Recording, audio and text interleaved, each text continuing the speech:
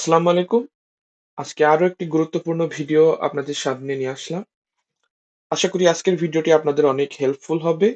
কারণ আমরা অনেকেই পাবলিকেশনের পরে আমরা অনেকেই ভাবি কিভাবে আমাদের Google Scholar অ্যাকাউন্টটি পাওয়া যাবে।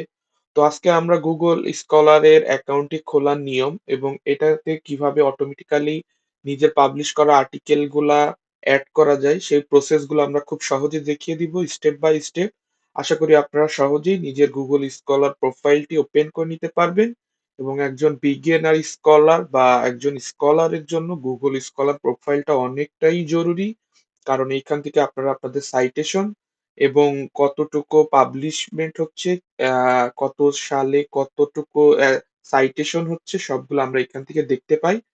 তো চলুন আমরা আজকে দেখি যে কিভাবে আমরা একটা নতুন ইমেল দিয়ে Google Scholar অ্যাকাউন্ট খুলবো।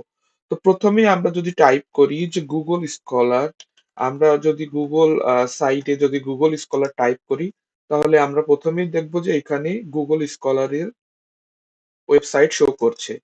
সেখান থেকে আমরা Google Scholar এ যদি যাই এবং আমাদের যদি একটা ইমেল লগইন থাকে খুলতে পারবো। তো সেই ক্ষেত্রে আমার এখানে একটা ইমেল লগইন আছে, সেখান থেকে আমি মাই প্রোফাইল অপশনটাতে সিলেক্ট করব।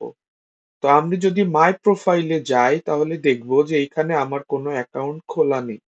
তো এইখানে যেহেতু আমার কোনো অ্যাকাউন্ট খোলা নেই সেহেতু আমি এখান থেকে এই ইমেল দিয়ে একটা অ্যাকাউন্ট খুলতে পারবো। তো প্রথমেই যেটা করতে হবে সেটা হলো যে নাম। তো এইখানে আমি আমার নাম সিলেক্ট করব। এরপর অ্যাফিলিয়েশন। অ্যাফিলিয়েশন সম্পর্কে আমরা অনেকেই বুঝতে পারি না আসলে অ্যাফিলিয়েশন কি? অ্যাফিলিয়েশন মানে আপনি কোন প্রতিষ্ঠানের থেকে জিনিসগুলা পাবলিশ করছেন। বেসিক্যালি এখানে আমরা নরমালি ইউনিভার্সিটি নেম বা কেউ যদি কোনো কোম্পানিতে থাকে তাহলে সেই নেমটা দিয়ে থাকে। তো আমি এখানে আমার ইউনিভার্সিটি নেম দিব।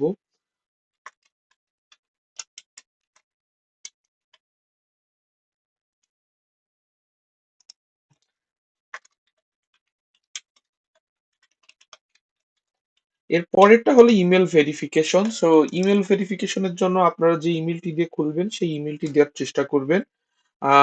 এবং ইমেলটির পাসওয়ার্ড এবং ইমেলে ঢুকতে পারেন এটা যেন অবশ্যই সেরকম একটি ইমেল হয়।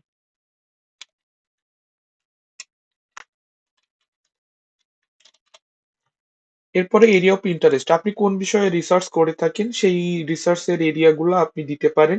এখানে আপনি সিঙ্গেল এরিয়াও দিতে পারেন এবং যদি মনে করেন যে আপনি মাল্টি এরিয়াতে কাজ করেন সেগুলোও দিতে পারেন। তো অবশ্যই এখানে আমরা কিছু জিনিস খেয়াল রাখবো। যেমন আমি বেসিক্যালি ডিপ লার্নিং এবং মেশিন লার্নিং নিয়ে কাজ করি। তো আমি সেই নামগুলো এখানে ইনপুট করব।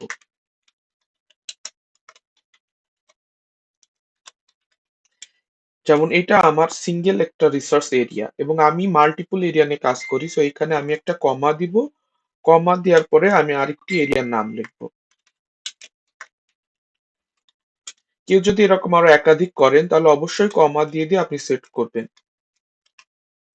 এরপরে হোম পেজ, আপনার যদি কোনো পার্সোনাল ওয়েবসাইট থাকে তাহলে আপনি এখানে দিতে পারেন, আর যদি মনে করেন কোনো ওয়েবসাইট নাই তাহলে আর জিনিসটা অপশনাল হিসেবে আপনি স্কিপ করতে পারেন। তবে আমি সাজেস্ট করব সকলেরই যেন একটা পার্সোনাল ওয়েবসাইট থাকে এবং সেটি এখানে হোম পেজ আকারে সেট আপ করা থাকে, তাহলে যে কেউ আপনার গুগল রিসার্চ প্রোফাইল থেকে সহজে আপনার হোম পেজ ভিজিট করতে পারবে। এরপরে আমরা এখানে নেক্সট করে দিব।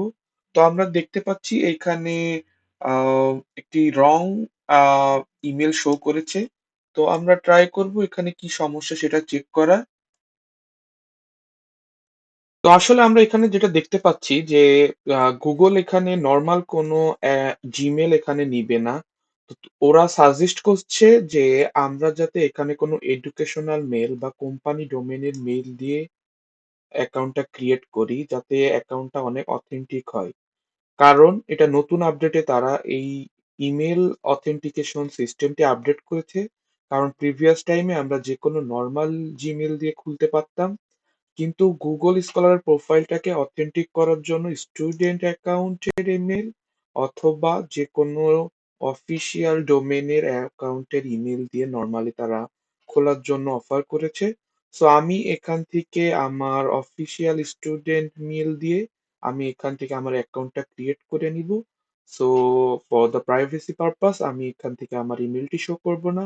নেক্সট স্টেপে কি হয় আমরা সেটি দেখানোর ট্রাই করব। তো চলুন আমরা দেখি নেক্সট স্টেপে কি হয়।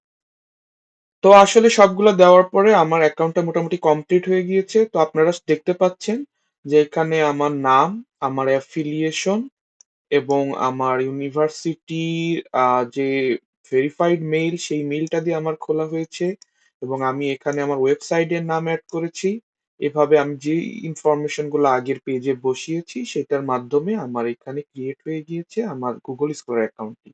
যেহেতু আমি দীর্ঘদিন ধরে কাজ করি তাই আমার এখানে অনেক ধরনের ইনফরমেশন আসলে শো করছে।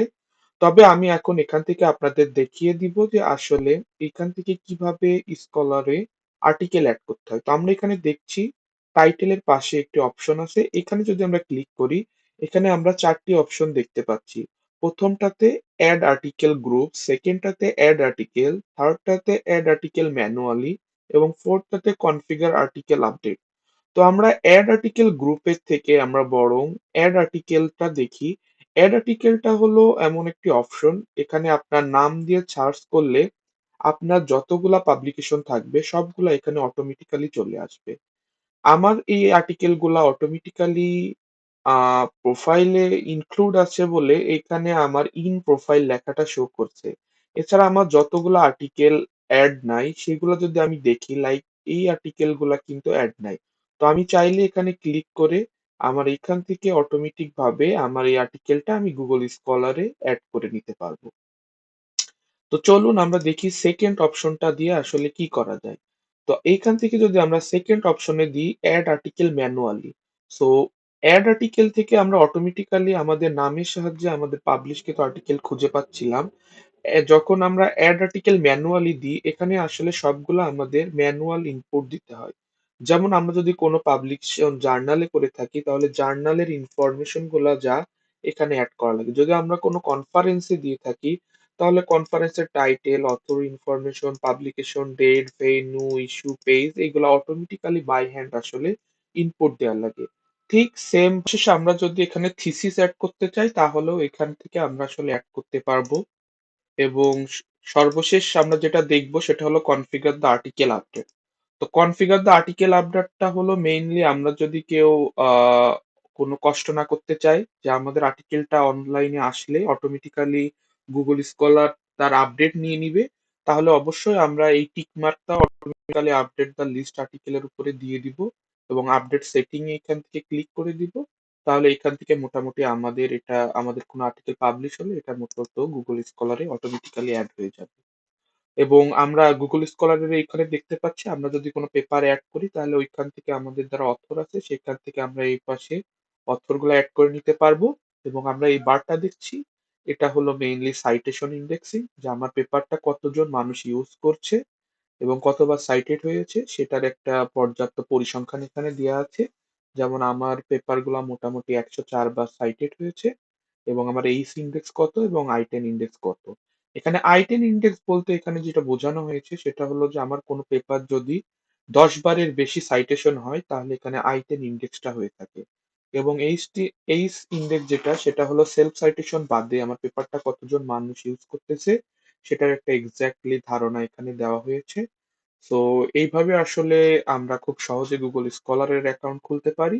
সো নেক্সটে আমরা আরো বিস্তারিত গুগল স্কলারের অ্যাকাউন্টের সাইটেশন বাড়ানোর জন্য এবং কিভাবে কি কাজ করা লাগে এগুলো আমরা দেখাবো। তো আজকের মতো এখানেই শেষ।